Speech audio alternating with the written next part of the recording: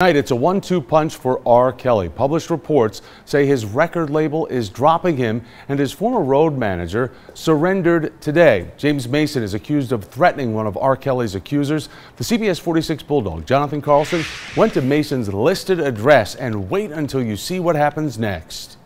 No.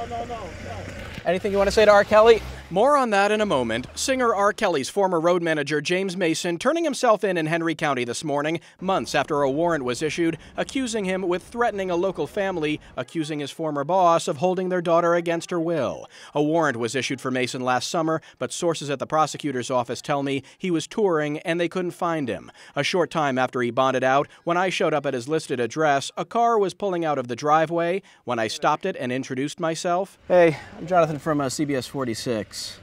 Can we talk to you for a second? No. Anything you want to say to R.Kelly? A man in the passenger seat, who appeared to be Mr. Mason, refused to talk, and the driver hit the gas. Neighbors identified Mason as living at the home in this subdivision with his children. Mason is one of two Kelly associates locally accused of making threats in light of the allegations against Kelly. Abuse allegations, now under investigation by prosecutors in Chicago and Atlanta. Kelly and his attorney have denied any wrongdoing. Meanwhile, I've also learned R.Kelly's attorney is attempting to get alleged victims in touch with family members to prove they're okay. If Mr. Mason would like to tell his side of the story, we'd be happy to hear it. I'm Jonathan Carlson, the CBS 46 Bulldog.